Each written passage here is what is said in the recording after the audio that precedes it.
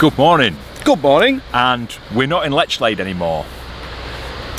As you may or may not know, Dillon died a couple of weeks ago. Yeah. It was all very sudden, and there was nothing anybody could have done to prevent it or even foresee it. He was fine. He woke up and had his breakfast, and we went for a walk and we were playing, and everything was good until about 1:30 in the afternoon. And then he laid down, he just struggled for breath, and within an hour or so he died. It was that quick. We did take him to the vets. It was nothing sinister, no poisons or snakes or any of the other things that have been mentioned to us. It was natural. He had an underlying condition that nobody knew about, and it was just his time to go. It was quite peaceful, it was quick, but it was shocking, wasn't it? Very shocking. And it's taken us a couple of weeks to be able to come on camera and talk about it without bursting into tears. You all right? Last week for you. Yeah.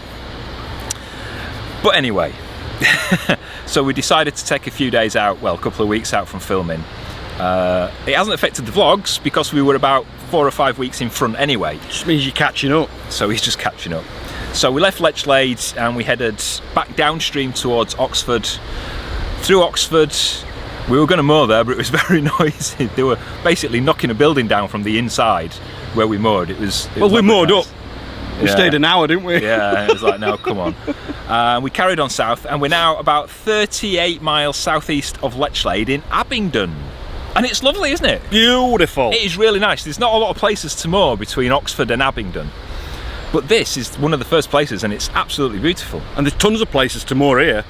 The noise in the background you can hear is the weir, and we're just at the bottom of Abingdon Lock. And yeah, there's some lovely 3-day moorings, and they stretch from here all the way down to and just past Abingdon Bridge, which is a few hundred yards down that way. You'll see them, we're going that way today. The spot we're at is on Andersea Island. This bit is the island because the original route of the Thames... Fantasy Island? No, that was a song by Type Fit. Fantasy Island. The original course of the river runs that way, and it was always the faster way. The monks cut this out to get water to the abbey about 1,000 years ago. So the original route is still there. It's called Swift Ditch. Is that what you called a woman in Poundland yesterday? No, she was a very rude lady, and I did call her something, but it sounded something like Swift Ditch. Can't say that. I did say that. She deserved it. You can't say that. Today we're heading off again. We've been here 3 days. It's time to go. Ultimately, within a week or so, we should find ourselves in Reading. Reading? No, Reading. Reading. Don't start them off. We've got everything done and we're ready for off. It looks like it's going to be a nice day. It's going to be lovely. Is the kettle on? It is. Come on.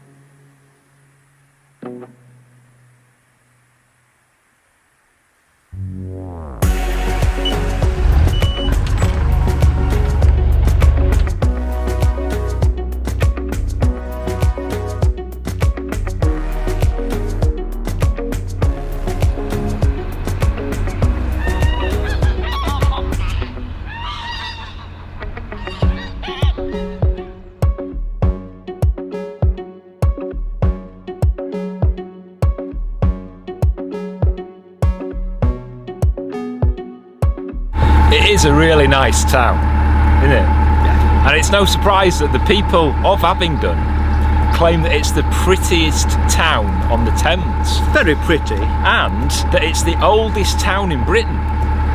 And it might be. There's a bit of competition. It's as old as me. It's nearly as old as you. Colchester and Amesbury also claim to be around the oldest, so nobody quite knows. But Abingdon, they're pretty confident they are the oldest. But that's them talking, not me, so don't come banging on our boat. I don't care.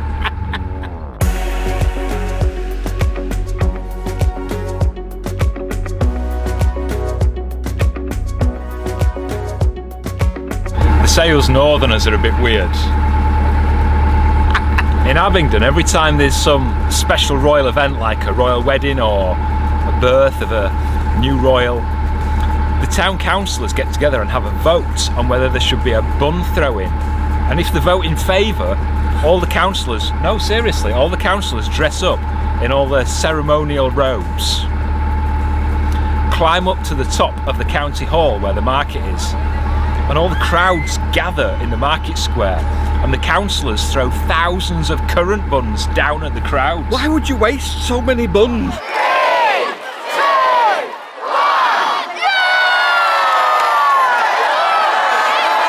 And the crowds go mad for it, they start chanting, it's brilliant. I want a bun throw in. Yeah, can we stay?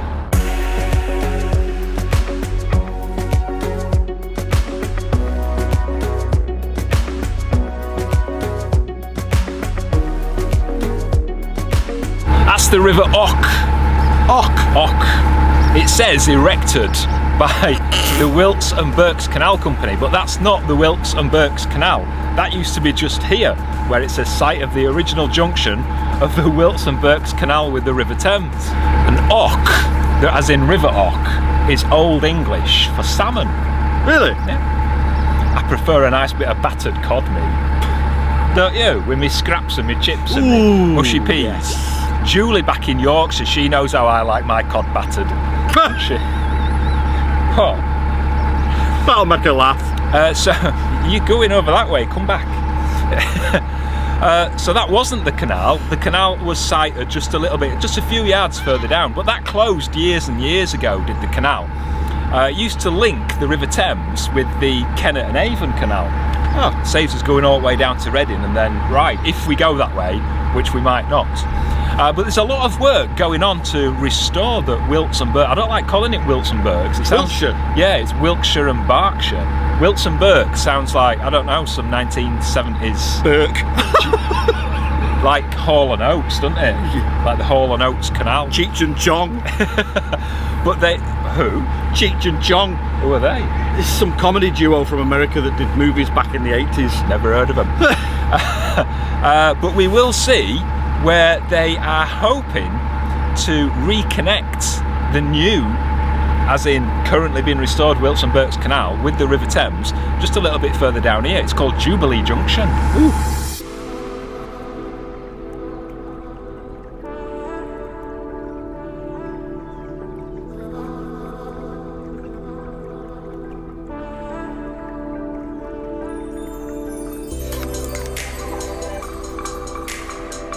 Thought they were mad chucking currant buns off the top of the county hall.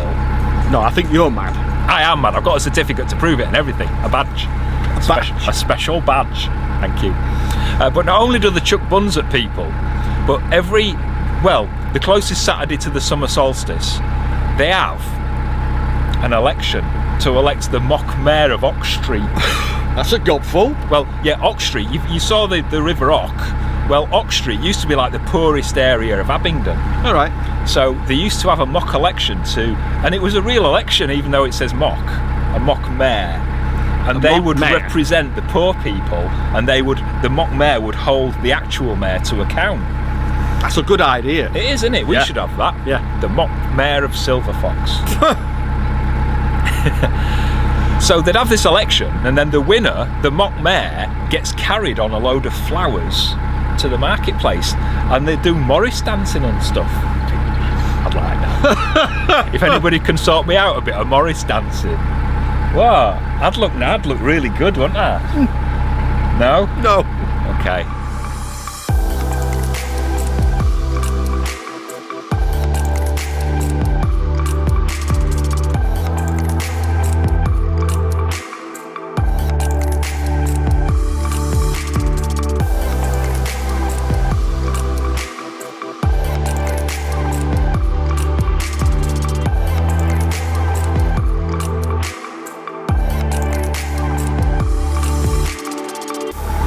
It's like being on a warship in the Bay of Biscay when Sean's driving.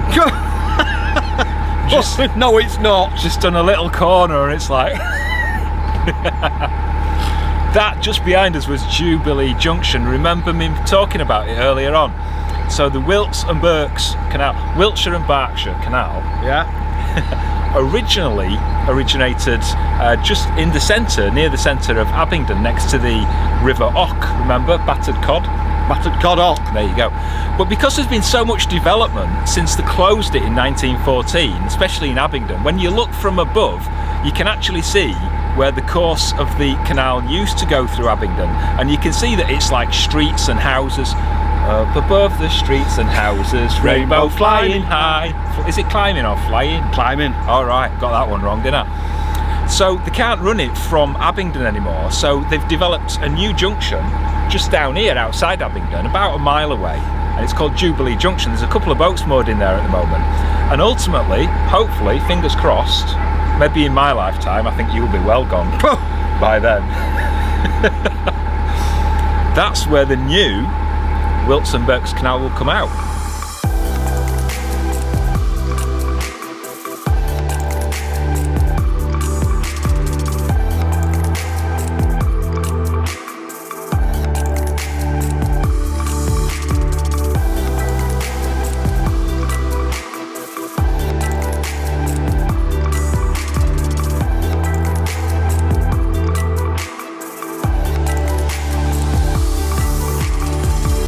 There's not that many moorings on the River Thames. You've got to have your gangplank and a good bit of rope ready sometimes, haven't you? Yeah. That one we've just passed, amazing. It's like enough room for one boat, maybe up to like 70 foot, or two smaller boats. And it's just perfect because it's out in the middle of nowhere. There's no road next to it, there's no footpath next to it, there's a bridge just behind it. But it's just perfect. It's just a pity that we've... Isolated. Yeah, it's just a pity that we've only just set off, because if we find a mooring like that in like, I don't know, a few minutes time, all right, maybe an hour or two, definitely staying there. It's going to rain for the next 2 days, so we've got to find somewhere today where we can stay for a couple of days. Yes. Right, Culham Lock coming up.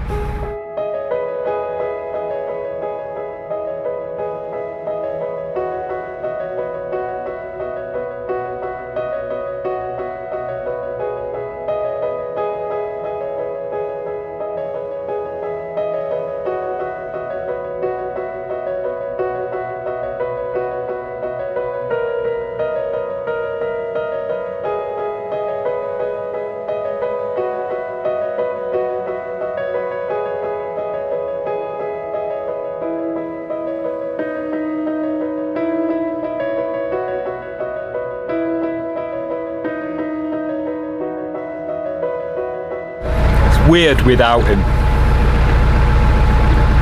Normally he's getting under his feet. I'm trying to run about and do filming, and he'll be following me constantly. So wherever I'm stood, I'm like, Dillon, get out of my way.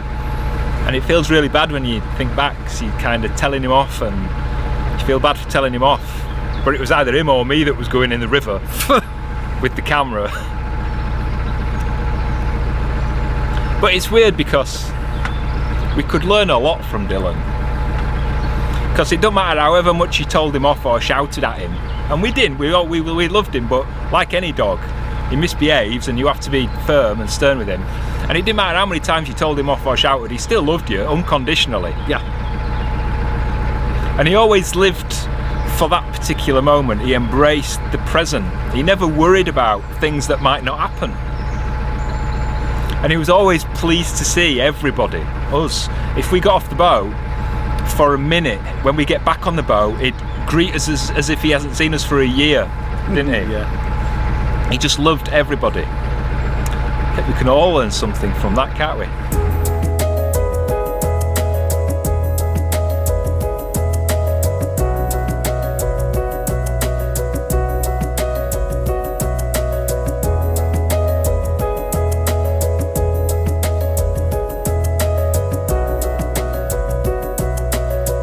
The horse flies are back. I've got full on panic. I've got full on panic. Sean's like, That is Appleford Railway Bridge, and it carries the railway line between Didcot and Oxford. And there was a right faff when the Great Western Railway wanted to build that. It's lovely though, isn't it? Nice like bow and string steel bridge. It's lovely. Sean's nodding, he doesn't care. Railways, he's got no interest at all. So when the Great Western Railway approached the commissioners of the Thames and said, we want to build a bridge across your river, like that, That how they said it? That's how they said, we want to build a bridge across your river. It's a bit like Phyllis Pierce, wasn't it, actually? Isn't it? Half our audience have no idea who Phyllis Pierce is. So the Thames Commissioner says, well, yeah, all right, you can build a bridge across this river, but you have to build it quite high because we have masted boats. You've got to be careful how you say that. And the Great Western Railway were like, well, we don't want to build it high because that means we've got to build embankments at each side and it'll slow the trains down. We don't want to slow the trains down. We want to build it low because the railway was more or less level with the fields. So the Thames Commissioners were like, no. So they greased each other up and wrestled it out. In my head, they greased each other up and wrestled to see who won. Oh my God. In reality, it was a little bit more... What, yeah, right. It was they didn't really grease each other up, honestly. There was a bit of wrestling going on. But that's how they did it. There was a tiny little embankment, a bit of a run up, and it's 13 feet higher than the water when it's at its normal level anyway. When it's in flood, it might be a bit closer, I would imagine. And it's the third lowest bridge between Oxford and London.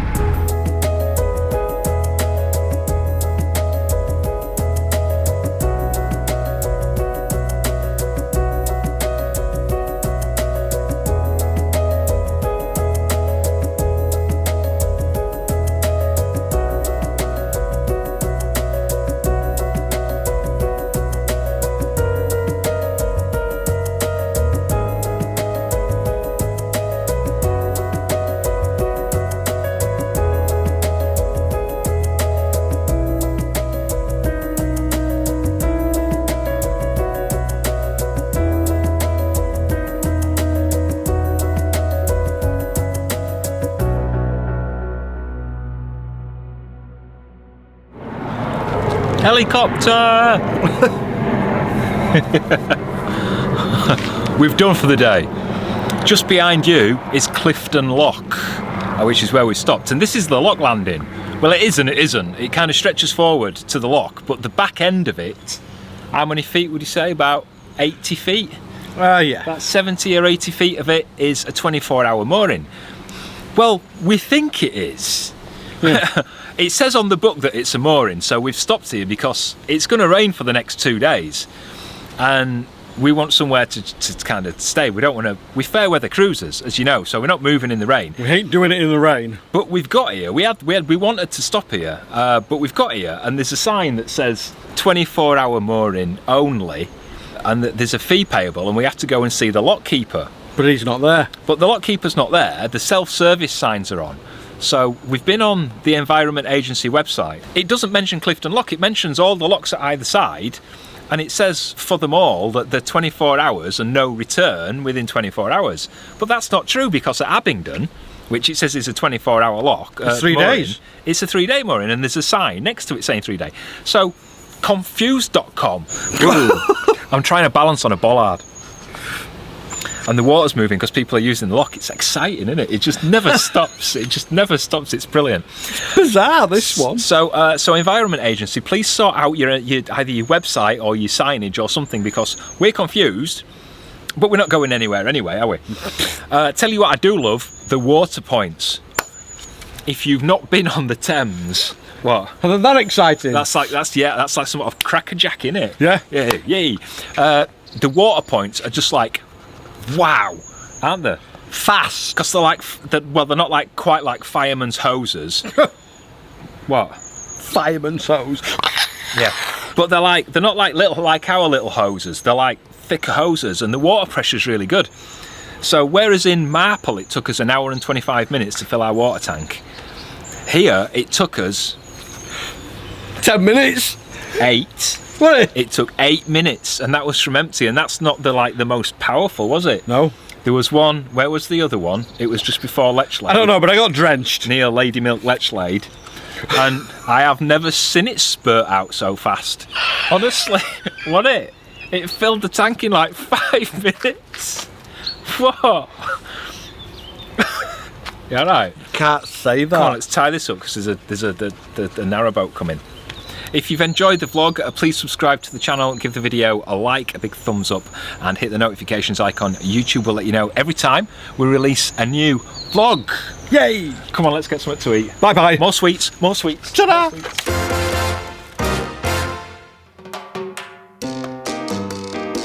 We're going to be here forever. Ever and ever and ever and ever. Well, the sooner you shut up waffling and get on with it, the quicker we'll get it done. We're not in Lechlade anymore, Toto. What it Toto or that Lone Ranger's dog? What? No, that was Tintin's. Hermes, innit? Hermes Adventures of Tintin. Doesn't Hermes deliver stuff from Amazon? Where the hell is your brain I going? have no idea, so start again. But it was called...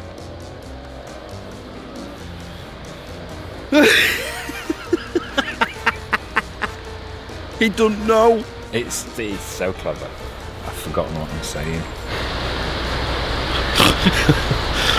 Oh, yeah. Do it again. Forgot what I was going to say. Oh, we've got to do it all again.